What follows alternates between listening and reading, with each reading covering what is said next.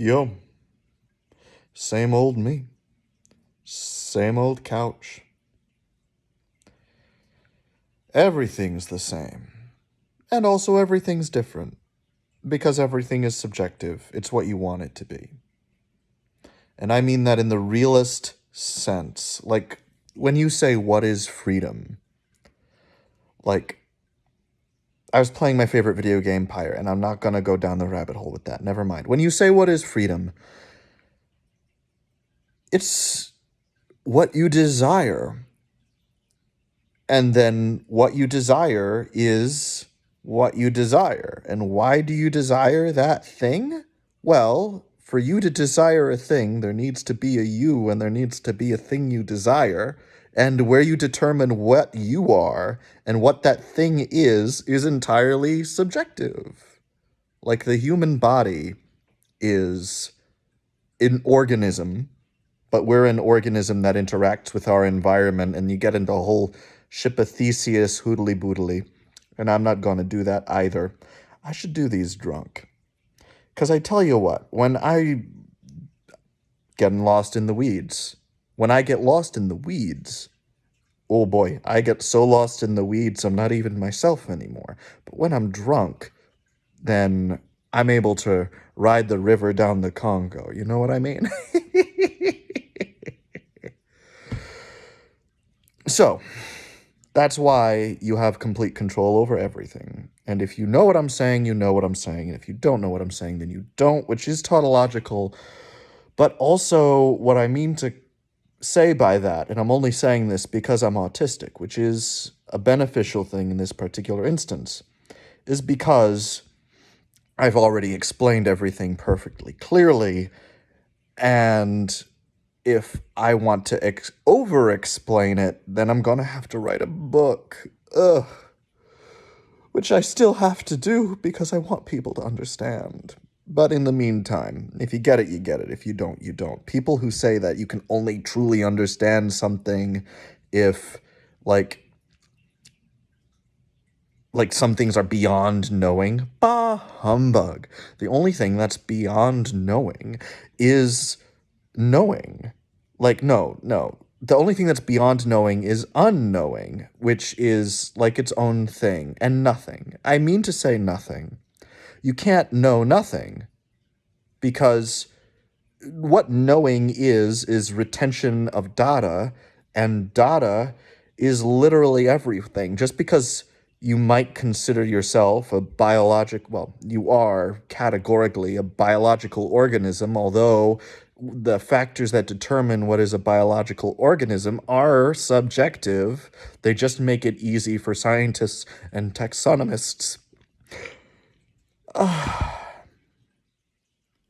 Like, it's not wrong to say that I have spoken with Aaron Ra, a personal inspiration of mine. I'm not sure if I'd go as far to put him on the hero level or not. I'd love to talk about philosophy with that man. The way that he's lived his life and made himself an emblem of what he admires. I mean, that's technically what we all do, because we all have perfect control over how we shape ourselves. Like, there's the material reality, and I was talking to someone about this earlier. There's the material reality that shaped what capitalism became, and then capitalism shaped social norms, and then what people become, and then breaks hearts, along with spines and all the rest. But all of these words, it's semantics. Like, there is no platonic spine. There is no idealistic spine. Everything only perfectly is what it is. Being is only perfect being. And you can only define being in opposition to what isn't. And what isn't, isn't. And so what isn't mustn't, and what is must. And it's like the Hegelian necessity and all that jazz.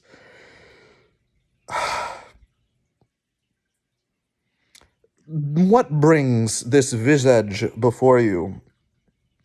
And gosh, I've gotten through a lot in 5 minutes. Yeah, if I were on weed, I'd still be going on about this after like 40 minutes. Of course, if I were on weed, I'd be lost in the weeds, so it'd be like 40 minutes in depth and all of that. What I am bringing to you, what has brought me to you, which is a metaphor that I intentionally was not intentionally trying to bring because everything is within your control, which is in my control, and vice versa, because neither of us exist, is that it's hard for me to hang on to hope.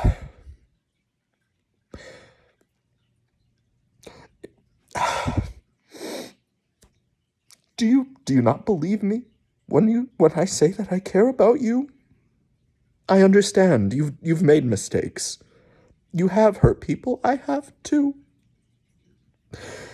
And there are different levels of regret to that, and even when we're trying to do things the right way, things don't always work out. But the point is we're trying. And like even when you give up, giving up is about saving your own heart. And I have a great deal of sympathy for the people who give up on themselves. Do I think it's the right thing to do? No, but that's subjective, and I want us to be happy together. I don't want to lose you. I don't want to lose a lot of things.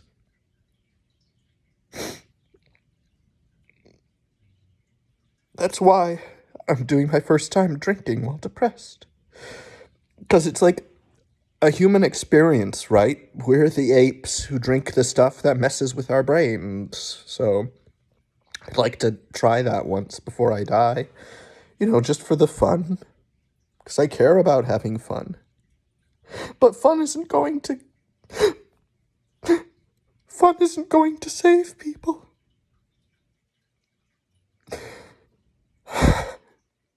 And then you get into this whole thing where people are stuck. They're stuck in places where they don't want to be. But they're making the choice to stay there. And like you can say, like that poor soul, Ben Shapiro, he is filled with love. If you listen to my 2 shorts that I just made before I started getting into this, about love is a necessity, because love is what combines things. And I don't have a definition laid out right now. And I disagree with Rumi that love is something that you can't define.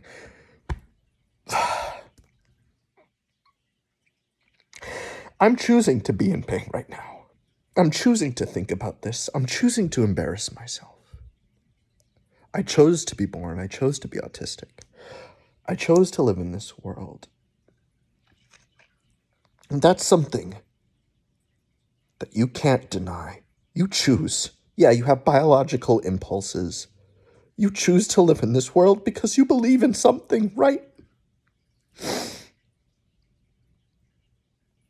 And if you look at what you really believe, it's love.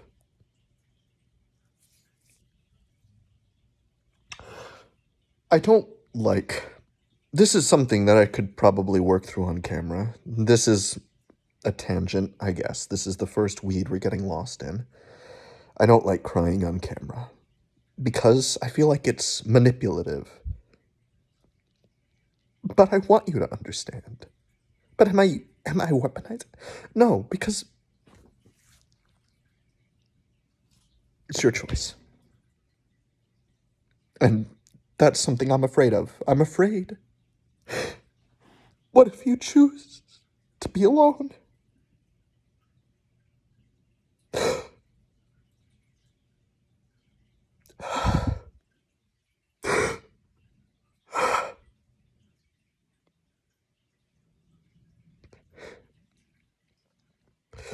Well, if you choose to be alone, you're opting out, And you're free to do that. But I would miss you very much. I wouldn't want to lose you.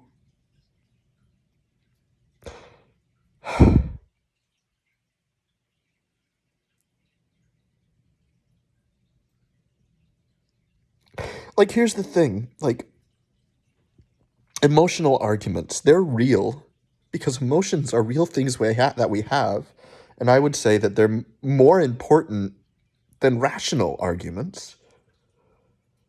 But as the things that generate emotional thoughts, that generate value in the world, and that's my first principle, and I would argue that that's everybody's first principle, that as the things that have emotional value in the world, all of the value is in us. Where was I going with this? Give me a second.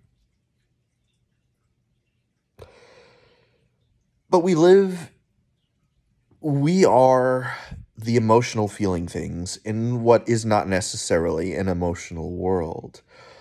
Like, if we take the solipsistic argument that everything around us is at the minimum a thought that we're having, which is technically a part of being, which is the only thing that we can be certain is, although the only reason we're certain it is because nothing isn't. So is it fair to say that nothing is? And that's love. That's love right there. That's the fundamental love that it can never be real. And because it can never be real, it underpins everything. And I feel alone. But I know that I'm not. I know that I'm not. I hear so many people, not just in the present day, but throughout all of history, talking about this kinda ish. Talking about it in whatever language that they have, in humbug. Everything is organized around this. And is that me being blind to the structures that actually are? Or is that... I don't think so. I mean, obviously, I think the things that I think, but I believe that my arguments are pretty hard to assail. I feel like they're all follow validly from each other, and it hurts because if this is the truth, then where is everybody?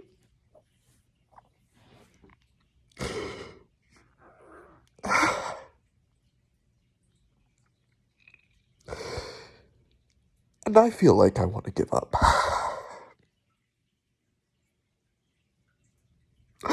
But I won't. Because I promised. And because I do care.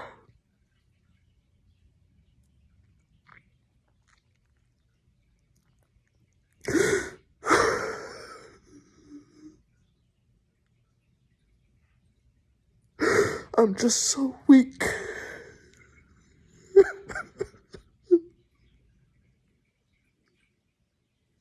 But I'm trying. And is that an excuse? Heck no. But I want to help.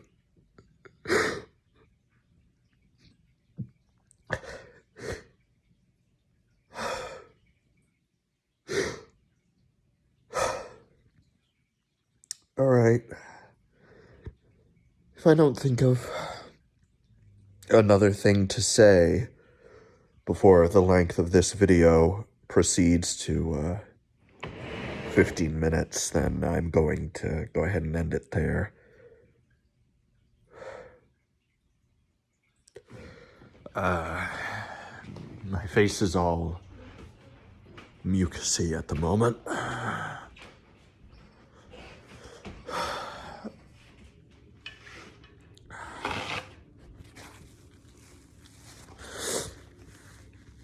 Here's the thing I want to say. Like, people who give up, it's their free choice, but also, like, wait, what was I saying? My life, we're beings that operate on desires. Like, whether we know it or not, we're always yearning for something, and then it's like an awareness thing after that. Like, whatever feelings you have, they are valid wherever you are in life, whether you happen to be in the richest capitalist nation that has empire, that has subjugated and instituted puppet governments and really only looked out for its own interest and was based on exploiting people based on their race, although it was really out of convenience. Race was an excuse, and then like they back up the excuse because they don't want to admit that they're selfish, and that's so painful. Imagine that. Like, you don't want to say, yeah. It's like they're afraid to say that they're weak. But that's another thing. Like, it feels bad to say that you're weak and that you screwed up because you can not be weak. But what is a weakness anyway? A weakness is a lack, and you can't be everything. And so you have to have some weakness. And I guess, practically speaking, if your goal as a human person, if you've decided to define yourself as a human person, there are some weaknesses that are, practically speaking, more harmful than others. And that's why I'm here to say that the distinction between idealism and materialism, or more importantly, teleology and the thing that I believe in, whatever the opposite of teleology are, there really are only two competing schools. They shouldn't be competing. They're the same gosh darn thing. It all depends on how far back you want to go. Like, utilitarianly, the best thing to do to help people is to do the right thing. And how do you determine the right thing? Like first principles. And then what are your first principles? They're an underlying thing at the basis of the universe. And if you do lesser things, then sure, those things can still help, because like everything is so complicated. But if you do everything right, then everything will overall, universally, be all right. Like, this is going to really appeal to racists, because I'm going to talk about, like, genetics. Well, I guess evolution. You have a niche that you fill as an organism that's based on material laws. And the place that you fill can be a variety of things based on circumstances, and that's like how you get differentiation. And if you build yourself into a place where there's things that you like, then you're only strengthening your niche in that place where there are things that you like.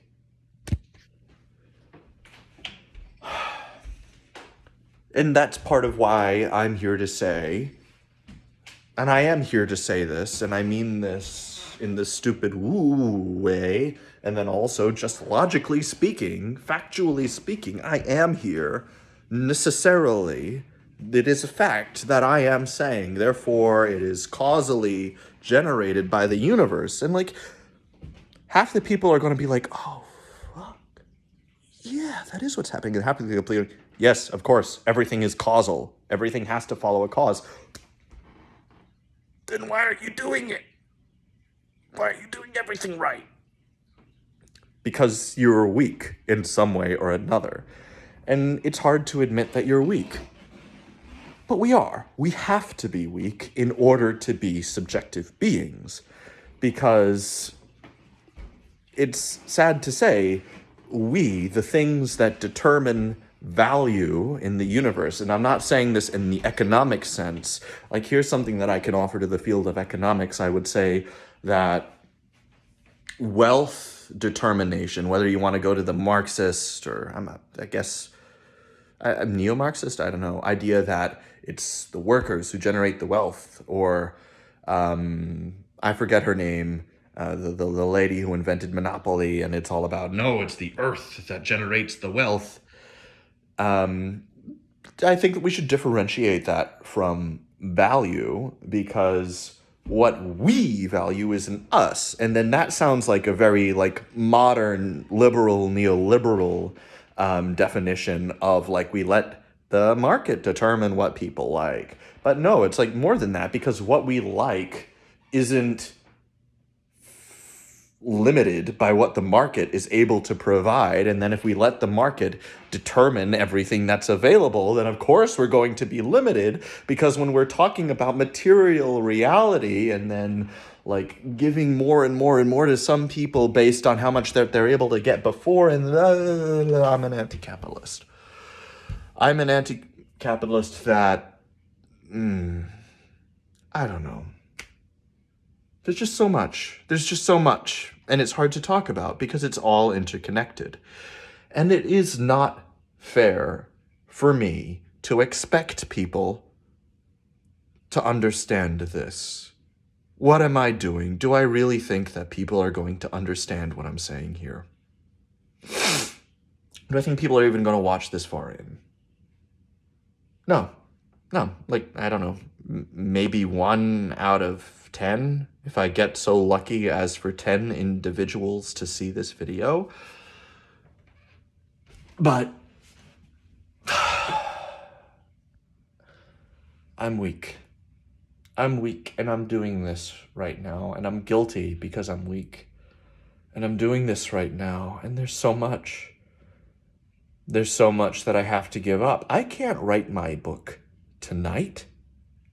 I can't explain all of this in depth so that people can actually understand it tonight.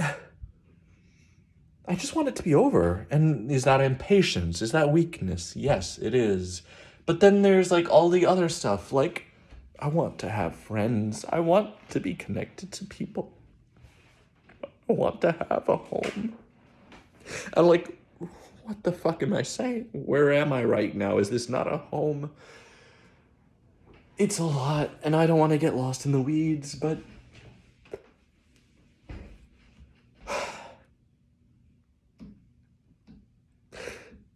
there's a lot of work to do, and I don't think that even...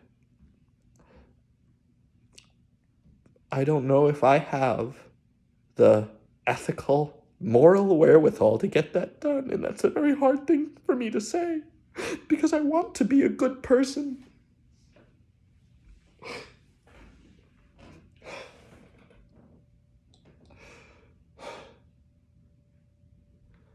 The right thing to do.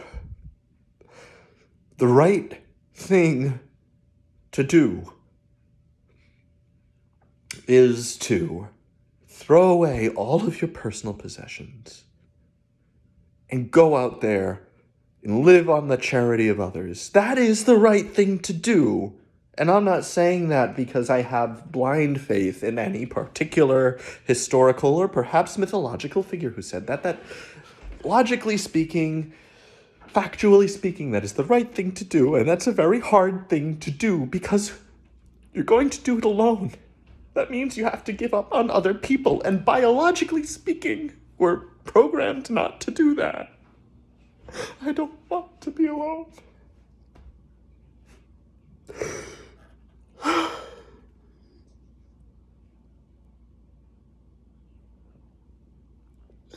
My friends need help, and they're not coming with me. So if I want to help them, I need to live in their world.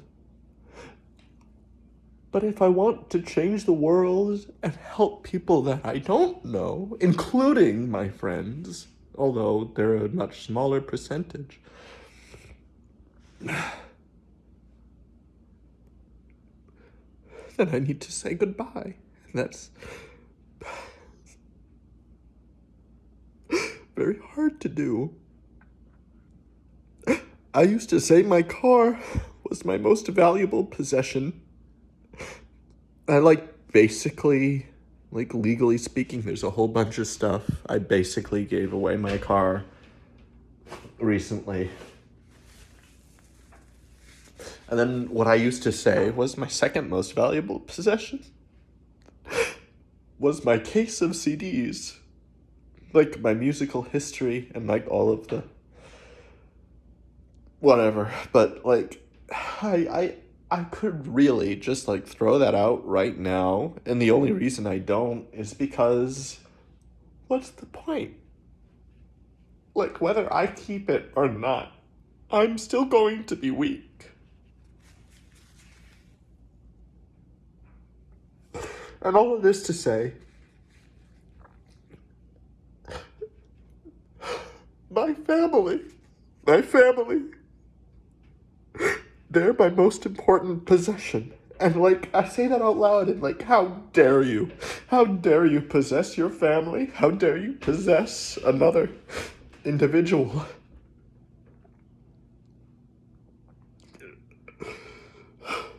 But I don't want to let them go, and that's a weakness that I have, that I need to fight. And I guess me getting rid of everything else is practice for me. Getting rid of that next weakness because I want to be strong. If I really want to take care of the people that I love, then I need to be strong and I need to do the right thing.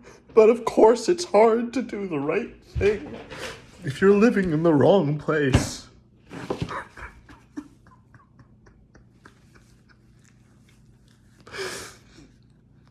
And I wish that I could do the right thing with other people, but I don't know where they are. And really, what would that be even? Like, if I can't, in my heart, set my family free, if I can't set them free from me, if I have to possess them in my heart, then I would just be restarting the problem all over again wherever I go.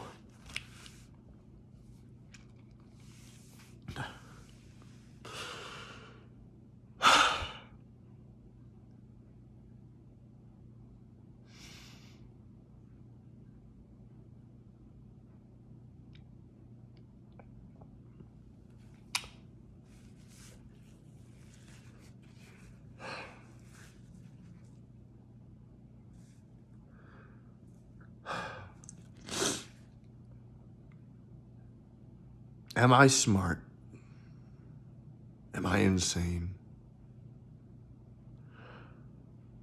I want someone to lay things out straightforwardly. I want to talk to somebody. I want.